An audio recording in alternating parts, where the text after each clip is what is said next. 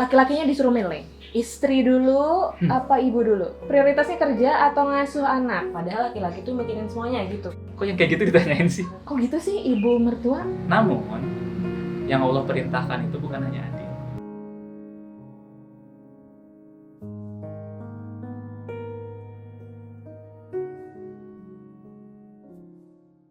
Assalamualaikum warahmatullahi wabarakatuh.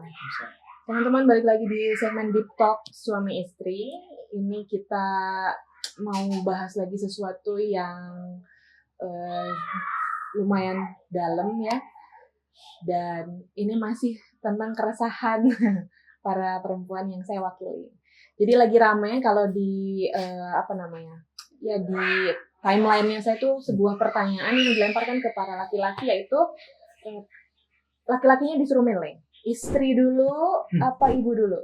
Terus disuruh milih lagi, prioritasnya kerja atau ngasuh anak. Dan pilihan-pilihan lainnya. Terus dijawab sama para laki-lakinya, dan apapun jawabannya selalu salah. Jadi selalu ada aja celah untuk dikomenin, kok gitu sih, kok gini sih gitu ya. Dan aku pengen tahu, sebenarnya ini sepemahaman aku yang terbatas. Yang aku pahami, laki-laki itu punya fitrah sebagai qawwam, pemimpin. Dan dari qawwamnya itu sendiri ada berbagai macam makna, dan salah satu makna qawwam sebagai fitrahnya laki-laki adalah adil dan seimbang. Yang mana yang aku pahami, laki-laki dengan fitrah qawwamnya, dia tuh sebenarnya bisa memperlakukan semua hal itu dengan seimbang. Maksudnya nggak harus milih. Jadi dibanding atau laki-laki itu sangat mungkin mampu untuk dan. Istri dan ibu. Iya, istri atau ibu. Dan Laki-laki yang punya qawwam gitu ya, yang keuangannya bagus, fitrah kepemimpinannya bagus, dia akan jawab, kenapa harus milih? Aku bisa menjalankan dengan baik ke istriku, juga ke ibu. Ngasuh atau cari nafkah, kenapa harus atau? Aku bisa cari nafkah dan ngasuh juga. Perkara teknisnya gimana, itu urusan belakangan, tapi dia nggak akan memilih gitu. Nah ini gimana dudukannya, sebenarnya betul atau enggak? iya. Pertama coba mengambil nuansa rasa dulu ya. Kenapa sih kok sampai ditanyain? Kadang tuh gitu laki-laki tuh. Kalau ada pertanyaan dari istrinya tuh, pertama kali adalah, kok yang kayak gitu ditanyain sih? Pilih aku atau pilih ibumu? Terus kerja terus, kapan megang anaknya? Giliran megang anak terus, kapan kerjanya? Seolah-olah itu adalah satu. Atau ditanya lebih prioritas mana, ngasuh atau kerja? Oke. Nah kadang respon pertamanya tuh dengan nanya gitu aja tuh kaget. Kagetnya tuh lebih karena kok yang kayak gitu dipikirin sih. Kenapa harus ditanyain? Kenapa harus tanyain? Kenapa harus dijadiin pilihan? Kenapa gitu? Karena ya dalam benak umumnya laki-laki suami gitu ya, itu udah include, udah semua dipikirin. Ya nafkah dipikirin, ya anak dipikirin, ya istri dipikirin, ya ibu dipikirin gitu. Namun ketika menunaikan apa yang dipikirkannya itu, mungkin ada ketidakcocokan, kesalahpahaman, maksudnya baik tapi dipahaminya tidak baik gitu ya. Sehingga seolah-olah istri ngelihat, ini kayaknya lebih condong ke sana deh, ke salah satu deh. Itu yang pertama. Jadi mencoba untuk memahami si kegelisahan itu. Yang kedua adalah, Itu asumsi doang, makanya lahir pertanyaan dari perempuan. Padahal laki-laki tuh mikirin semuanya gitu. ya saya mau bilang nih ke para istri terutama ya, ke para perempuan, kadang pertanyaan-pertanyaan yang jadi kegelisahan perempuan tuh bagi benak laki-laki tuh, kok yang kayak gitu ditanyain sih? Padahal itu mungkin udah final, udah selesai. Di laki-laki. Di laki-laki. Tapi berarti kan sampai ada pertanyaan karena memang kelihatannya seperti condong pada salah satu gitu. Ya itulah makanya perlu deep talk. Perlu ngobrol. Perlu ngobrol, makanya terus suami dan istri. Bagi suami baik-baik saja, ternyata bagi istri tidak baik-baik saja. Beda makna yang ditangkap ya. Itu yang pertama. Lumayan, udah bisa begini juga udah bisa ngobrol. Lanjut ngobrol kan. Kalau suaminya nggak ngeh bahwa itu tuh sebenarnya big deals gitu, sesuatu yang gede banget bagi istri, kan jadi nggak bisa ngobrol. Begitu suaminya tahu, oh ini penting banget ya buat kamu, oke, ayo kita ngobrol, kan akhirnya jadi bisa kan ngobrol. Ini penting. Sebenarnya ini semua aku pikirin kok gitu. sebenarnya aku tidak memilih, atau sebenarnya aku tuh memikirkanmu juga, misalkan gitu ya, disampaikan. Lalu yang kedua adalah betul tadi tentang qawam. Salah satu makna qawam adalah adil ya. Dia bisa adil, tegak. Qawam itu kan tegak, adil, dia bisa jernih melihat mana yang memang harus dia tunaikan tugasnya kepada ibu, mana yang harus dia tunaikan tugasnya kepada istri, di pekerjaan atau di dalam rumah kepada anak itu. Itu bisa. Namun yang Allah perintahkan itu bukan hanya adil. Innallaha ya'muru bil adli wal ihsan. Allah itu menyuruh adil dan ihsan. Jadi ada kelanjutannya setelah adil itu, yaitu ihsan. Nah, perkara ihsan ini perkara yang ibaratnya gini, kalau adil itu bisa kita lihat mana benar, mana salahnya, mana hitam, mana putihnya. Ibaratnya kalau bicara adil itu begitu. Tapi kalau bicara ihsan itu, ini bicara baik atau buruk, atau bahkan ihsan itu bicaranya baik atau lebih baik. Jadi ketika kita bahas adil itu benar salah, tapi ketika bahas ihsan itu baik atau lebih baik. Maka mungkin laki-laki memang sudah memikirkan ini. Aku pikirin ibuku kok. Aku pikirin istriku kok. Aku pikirin anak juga kok. Dia sudah adil, sudah menunaikan keqawamannya. Tapi mengapa sampai muncul kegelisahan itu? Karena barangkali belum ihsan. Baru sekedar adil. Padahal perintah Allah bil adli wal ihsan, dengan adil dan ihsan. Nah, maka ketika bahas ihsan ini kita perlu perlu ketenangan, perlu melihat situasi, kondisi, lihat posisi, lihat porsi. Jangan mudah terdistrak oleh sesuatu yang akhirnya kita jadi nggak tenang. Karena ketika nggak tenang itu jadi nggak ihsan. Kan kita pernah punya tuh. Supaya kita nggak cuma teori doang ya. Kan kita udah melewati inilah insya Allah ya. Insya Allah mudah-mudahan lulus gitu ujiannya. Dulu kan bubu sama mama kan. Mamanya Bapak. Ya, gimana tuh dulu? Waktu itu kan sampai ada posisi ini, suamiku pilih aku atau ibunya sih? Nah. Ya gitu. Ayolah. Gimana tuh? Nanti Bapak cerita. Ada apa tuh dulu tuh? Iya, ini ya apa yang aku tanya itu memang fenomena sekarang, pertanyaan-pertanyaan yang muncul sekarang gitu ya. Tapi aku jadi nyambung, nge-recall karena banyak keluarga muda yang ya realitanya pisah karena hal tadi, pertanyaan tadi. Jadi pertanyaan yang diajuin ke para suaminya itu permukaannya aja, selebihnya itu udah gejolak hati, udah patah hati karena merasa tidak adil suaminya gitu-gitu. Jadi ini ramai sebenarnya. Tapi aku nge-recall rata-rata yang pisah itu kan 5 tahun pertama yang sekarang itu lagi ramai 5 tahun pertama pernikahan maksudnya. Ini terjadi nggak ya sama aku gitu? Di 5 tahun pertama. Iya, 5 tahun pertama pernikahan. Tapi kita terjadi di 1 tahun pertama kan ya. Soal apanya? Soal ini di kita tuh terjadi juga. Soal antara ibu atau istri. Antara ibu atau istri atau pilihan-pilihan lain itu juga terjadi di kita. Dalam artian masalah ini tuh masalahnya semua pasangan. Masalah yang terjadi di semua keluarga muda, tapi berarti kan ada yang bisa melewati, ada yang ujungnya bahkan sampai harus berpisah jadi sebegitu besarnya. Nah ini kan jadi menarik, kenapa kok bisa yang melewati itu gimana ceritanya, dan kalau sampai pisah ya berarti bisa belajar sebenarnya, atau yang sebelum sebelum sampai ke tahap itu bisa ambil pencegahan. Iya, preventifnya. Nah di kami tuh ada juga tuh kejadian yang seperti itu karena aku waktu itu sebagai seorang istri yang ya barulah jadi istri masuk ke keluarga besarnya suami gitu kan, namanya sama-sama baru kenalan, karena yang kenalan ternyata kan bukan suami istrinya aja ya, tapi keluarga besarnya juga, yang minimalnya orang tuanya, mertuanya suami. Kenalan sama menantu baru gitu ya, sama orang tua aku juga kenalan sama banyak.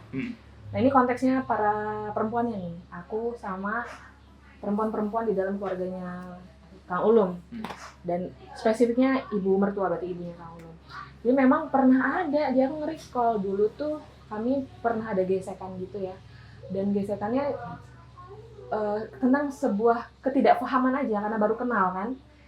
Ada yang jadi standarnya ibu mertua yang bagi beliau itu fine-fine aja, bagi aku itu nggak fine-fine aja. Nggak harusnya nggak gitu deh standar aku gitu. Dan bagi beliau itu juga sama sebaliknya. Ini standarnya begini, tapi anak menantunya kok nggak sesuai standarnya ya gitu. Jadi sama-sama tuh begitu. Kan di hati tuh yang terasa kan, kok gini sih gitu. Dan kayaknya sih mungkin gitu juga ya kalau sesama perempuan gitu nggak sih, kok gitu sih ibu mertua gitu. Langsung kan dari rasa biasanya muncul makna. Jadi kejadian, rasa, makna kalau kata aku gitu. Jadi ada maknanya, kayaknya ini versi akunya beliau nggak respect gitu ya sama aku ibu mertuaku. Mungkin versi beliau adalah ini gak sopan gitu menantu. Dan yang menyelamatkan kami adalah sebuah tahap begini. Aku dengan segala rasa yang kurang nyaman dan sebuah makna yang belum tentu benar itu, aku bawalah ke Baba untuk diobrolin. Ba, tadi ada kejadian, Mama tuh melakukan sesuatu hal dan aku nggak nyaman sama itu. Aku ngerasa Mama begini deh. Tapi aku bilang kan, Baba kan anaknya, lebih tahu. Boleh tahu nggak sih kenapa sih kok kayak gitu? Aku nggak nyaman nih kalau terus-terusan seperti ini gitu. Terus posisinya adalah Baba apa ya, menjawab ya, dan nanti ya ini menarik nih soalnya plot twistnya ada di akhir. Ini beliau tuh pokoknya menengahi, menjawab, merespon dengan jawabannya begini. Enggak apa-apa ya gitu ya.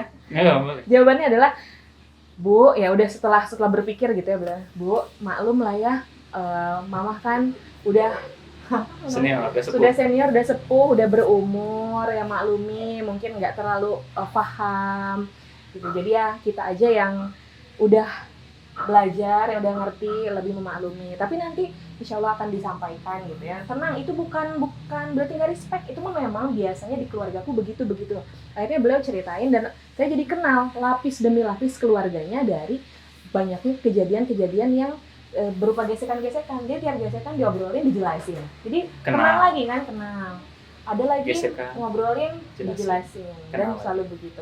Terus beliaunya enggak pada posisi tenang, aku ada di pihakmu tuh enggak, atau aku ada di pihak ibuku enggak, tapi menjelaskan aja.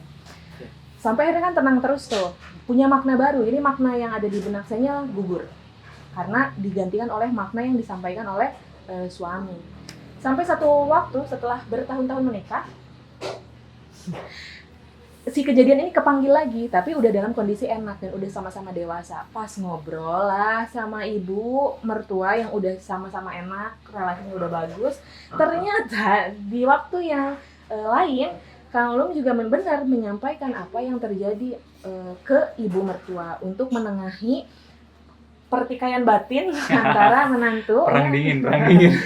Saya maksudnya dengan ibunya. Dan tahu nggak sih, ternyata di momen senyap Kang Ulum menyampaikan ke ibunya, kata-katanya begini, Mah, kata beliau ke ibunya, maklumi ya, istri Neng. Saya kan ya Neng gitu ya, Neng ini istri saya tuh kan masih muda. Tadi dia bilang ke saya, ibu saya kan sudah sepuh. Itu kalimatnya sama, cuman diganti doang. Ke mamanya bilang, ya istri saya ini kan masih muda, belum banyak tahu, belum banyak belajar, baru banget jadi istri. Sing maklum ya, Ya maklum ya mah gitu. Persis sama, cuman diganti redaksinya di bagian itu. Dan di situ saya mengambil pelajaran, oh ini ya maksudnya qawam tuh adil dan seimbang dan ihsan, bahwa beliau itu tidak memilih tapi menstrategikan. Dalam pemahaman saya itu menstrategikan gimana caranya bicara sama istrinya dia bisa menenangkan, bicara sama ibunya dia bisa menenangkan tanpa harus memilih atau memenangkan salah satunya. Walaupun hanya sekedar misalnya memenangkan di senyap gitu ya. Karena nanti kalau udah ngobrol kan, waktu itu menangin saya, waktu itu menangin ibu. Ini enggak, jadi pas diobrolin kita malah ketawa-ketawa. Saya sama ibunya jadi ketawa-ketawa. Oh, waktu itu tuh gitu caranya. Nah ini membuat saya jadi, pas fenomena ini muncul di saat ini laki-laki kayaknya perlu tahu deh bahwa bisa ada cara lain, ada strategi yang bisa dilakukan untuk menjadi penengah gitu di dalam situasi kalau harus milih.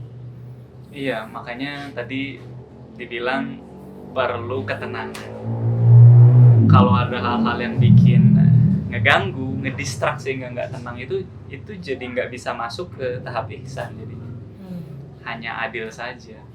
Dan yang tadi barusan dilakukan itu kan, itu nggak ada tips and triknya, nggak bisa dibikin template-nya, nggak bisa di copy paste. Itu tuh sesuatu yang harus didapat, ditemuin oleh masing-masing suami siapapun itu ya. Yang mungkin nanti jalan penyelesaian itu jadi punya jalan masing-masing. Terus ditemuin, oh sama istriku mah harus begini, sama ibuku mah harus begini. Bapak ngelihat kedua-duanya nih, antara bubu dan mama itu sebenarnya potensi untuk memaklumi orang lain itu besar. Maksudnya bisa ngemaklumi. Kata kunci itu yang ditangkap kemudian coba disampaikan. Jadi aku udah pakai cara ini kok nggak ngefek misalkan ya. Kok nggak ini, ya mungkin pembacaan terhadap istri dan ibunya belum lengkap. Tidak berlaku untuk semua berarti. Belum tentu. Mungkin bisa berhasil, mungkin juga enggak. Makanya jangan jadi ini sebagai sesuatu yang bisa di copy paste. Gitu ya. Coba temukan sendiri, gali sendiri, karena ihsan itu tadi ya, bukan soal bicara benar atau salah. Ini soal bicaranya mana yang baik dan mana yang lebih baik. Maka kita butuh ketenangan. Kenapa sih tadi diulang-ulang terus? Karena sekarang yang ngedistract-nya banyak. Ya, pindah-pindah dua dunia kan. Dunia online offline, lagi belum dapat ketenangan, tiba-tiba dapat tuh kan gini. Memang ribut istri sama ibu tuh di mana-mana emang. Jadi akhirnya dia nggak dapat ketenangan, gagal memahami istrinya, gagal memahami dengan baik bahkan ibunya sendiri. Memang bapak ngelakuin itu sih. Jadi di kamar ke bubu bilang maklumi ya. Terus di kamar juga ke mama habis ngobrol, dengerin apa sih yang digelisahkan, sampai ujungnya maklumi ya, kan masih muda. Dan tidak berbohong ya. Memang dibanding ibu kan ini lebih muda ya kan. Dan dibanding mama kan ini kan memang mama kan memang lebih tua dari ibu kan gitu. Iya. Jadi sampaikan aja. Oleh sebab itu balik lagi ke tadi, Allah perintahkan kita itu nggak cuman buat adil. Karena adil mah kayaknya laki-laki mah bisa di semuanya juga ya. Mau tuh. Dan tapi harus lebih dari itu, yaitu apa? Ihsan. Dan ihsan itu kan nanti orang-orang yang melakukannya kan muhsinin. Muhsinin itu orang yang senantiasa mengambil apa yang Allah tawarkan. Salah satu karakter muhsinin yang ada di Al-Quran ya, bisa dilihat surat Ad-Dariyat misalkan. Muhsin itu adalah karakternya tuh orang yang senantiasa mengambil apa-apa yang Allah tawarkan. Jadi Allah nawarin apa, diambil. Makanya harus tenang, kalau nggak kebaca ya. Nggak kebaca apa yang Allah nawarin. Allah manggil, sambut. Allah perintahkan, kita lakuin. Itu tuh orang-orang muhsinin tuh, ihsan tuh menempa karakternya begitu. Penasaran, tapi dalam prosesnya sebenarnya untuk memunculkan kekowaman dalam diri sendiri gitu dah ya, misalnya Bapak ngelihat diri sendiri sebagai seorang laki-laki kepala rumah tangga, itu tuh berproses apa dia tuh emang udah built in gitu di dalam diri, jadi sebenarnya pasti bisa dari awal juga, atau butuh support apa dari istri misalnya untuk itu bisa tumbuh? Karena aku pernah dengar kan kayak istri juga bisa melemahkan kekowamannya suami dengan perbuatan-perbuatannya, lisan-lisannya. Atau sebenarnya suami diapain sama istri juga nggak ngaruh, ini udah built in gitu, tinggal pede aja. Gitu. Pakai pemisalan pohon lah, tanam. Kalau bibitnya mangga, nanti tumbuh jadi pohon apa? Mangga. Mungkin nggak tumbuh jadi pohon yang lain. Enggak. Padahal bibitnya adalah mangga. Enggak kan? Tapi dari bibit yang mangga itu ketika tumbuh terjadi perubahan nggak? Berubah dong, dari yang nggak kelihatan jadi kelihatan, dari yang tadinya tingginya pendek jadi tambah tinggi, terus tambah rindang ya kan. Jadi ada perubahan, tapi perubahan terjadi di atas sesuatu yang tetap, yaitu tetapnya bibit mangga itu. Nah sama, laki-laki pun sebenarnya punya bibit qawam itu. Dia punya bibit untuk menjadi pemimpin, dia punya bibit untuk bisa adil, dia punya bibit untuk bisa ihsan. Tapi dalam proses menumbuhkan bibitnya itu, ya, itu mungkin ada perubahan-perubahan.